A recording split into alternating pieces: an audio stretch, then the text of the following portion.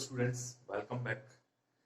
आज हम class 12 continue करेंगे और क्लास 12 में चैप्टर 5 हम पढ़ रहे हैं और 5th चैप्टर में एक्सरसाइज 5.6 नई एक्सरसाइज है।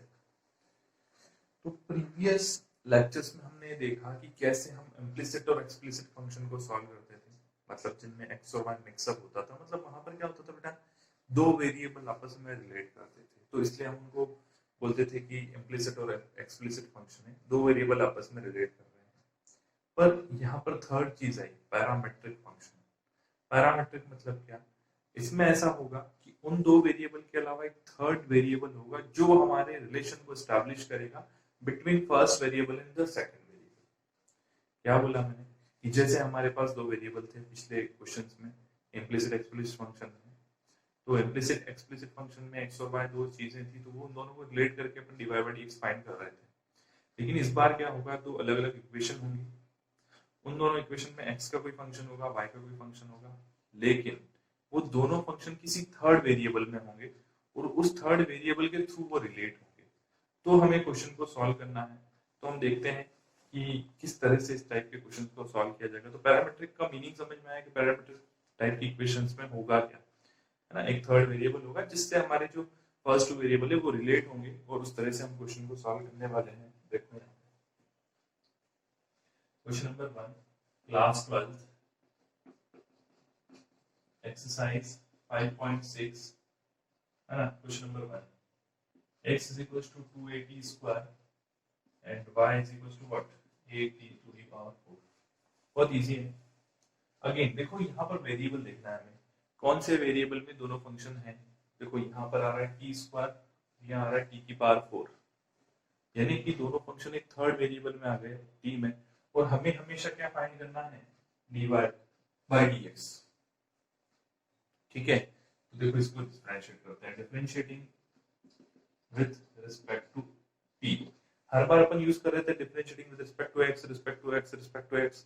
इस बार जो वेरिएबल है, हर बार क्वेश्चन में पहले देखना भी होता है कि कौन से वेरिएबल में हमारा क्वेश्चन चल रहा है। तो यहाँ पर t वेरिएबल में, इसलिए t के रिस्पेक्ट में मैंने डिफरेंशिएट किया है। x का हो जाएगा बेटा dx by dt, क्यों, क्योंकि x by t के रिस्पेक्ट में हम कर रहे हैं, तो dx ऐसा का ऐसा ही रहेगा। Is equal to 2a is the constant, 2a क्या है, कांस्टेंट है, और t स्क्वायर का डिफरेंशिएट कितना होगा, 2t। तो 4at अपना डिफरेंशिएट हो गया dx by dt का। This is equation number 1। अब देखो सेकंड का डिफरेंशिएट करते हैं y का, क्या होगा, dy upon dt is equal to a, तो कॉमन, t की पावर 4 का डिफरेंशिएट कैसे होगा, 4t की पावर 3, ऐसे ही होगा ना, 4t cube. This is equation number 2। अब देखो हमें क्या फाइंड करना है, dy by dx, इन दोनों में रिलेशन लेकर आना है। तो dy by dx लेकर आना है, तो dy यहाँ पर है, dx यहाँ पर है, मतलब इक्वेशन 2 by 1 करना पड़ेगा। एक्जेक्टली यही करना पड़ेगा, डिवाइड इक्वेशन 2 by 1। तो देखो dy by dt upon dx upon dt is equal to what, 4at cube upon 4at।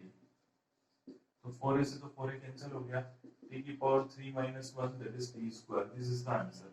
ये dt से dt भी cancel, dy by dx is equal to t square.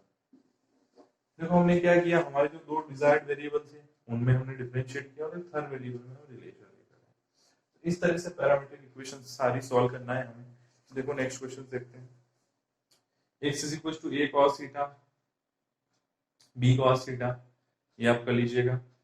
मैं या तो फिर आप थर्ड आप कर लीजिएगा, मैं फर्स्ट सेकंड वाला क्वेश्चन करवा देता हूँ। सेकंड यही है, क्या है, question number 2, x is equals to a cos theta and y is equals to b cos theta। Simple है, differentiating with respect to x, sorry differentiating with respect to theta. बोलने में वही आता है बार बार कि x के रिस्पेक्ट में, लेकिन जो वेरिएबल दिखे उसके रिस्पेक्ट में डिफरेंशिएट करना है। तो dx by d theta is equal to what, a common, a common, तो cos थीटा का डिफरेंशिएट क्या होता है, minus minus sin theta, minus sin theta. और यहाँ बेटा dy by d थीटा निकाला अपन ने, तो b आया, cos थीटा का अगेन डिफरेंशिएट क्या हुआ, minus sin theta, minus sin। फिर इसमें dy ऊपर है, इसमें dy dx यहाँ पर है, तो डिवाइडिंग 2/1, मतलब सॉल्व कर रहे हैं हम इक्वेशन को, दो में एक का डिवाइड किया, तो dy अपॉन डी थीटा इज dx अपॉन d theta is equal to b sin theta minus का अपॉन क्या होगा बेटा, अपॉन में माइनस a sin थीटा। देखो यहाँ पर ये कहा minus a sin theta, right, तो minus a sin theta, minus minus plus, sin theta से sin theta cancel, b upon अपना क्या आ गया आंसर। इस तरह से क्वेश्चन करना है। और देखो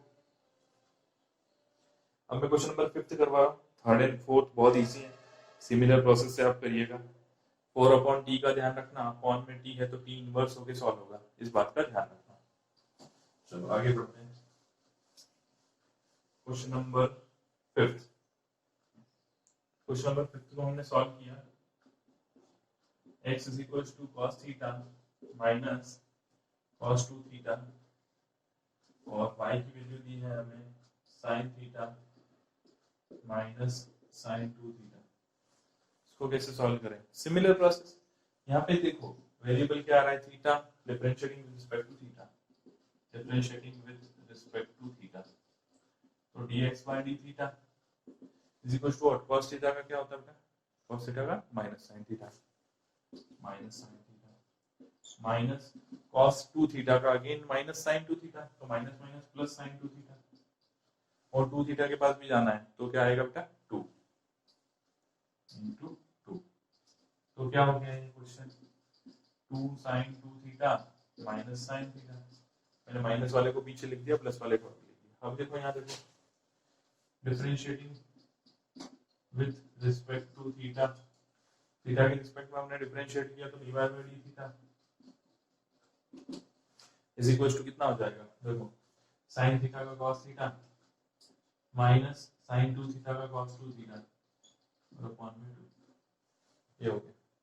बस dy by dx लगा दो, ये इक्वेशन नंबर 1, ये 2 by 1 हमने किया तो क्या होगा, dy by d theta upon dx by d theta, d theta से d थीटा कैंसिल हो जाएगा, cos theta minus 2 cos 2 theta upon में यहाँ पे हो गया 2 sin 2 theta minus sin theta.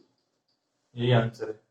ज्यादा से ज्यादा ट्रिग्नोमेट्री अगर कोई आइडेंटिटी अप्लाई होती है तो आइडेंटिटी अप्लाई करके इसको छोटा कर देने का, नहीं तो आंसर यहाँ पे ये हमारा आंसर है। तो इस तरह से हमारे कुछ पैरामीट्रिक बेसिक क्वेश्चंस मैंने आपको इस वीडियो में बताए, इस तरह से हमारे पैरामीट्रिक इक्वेशन सॉल्व होती है। कुछ और क्वेश्चंस हम नेक्स्ट वीडियो में कंटिन्यू करेंगे। Thank you, have a nice day.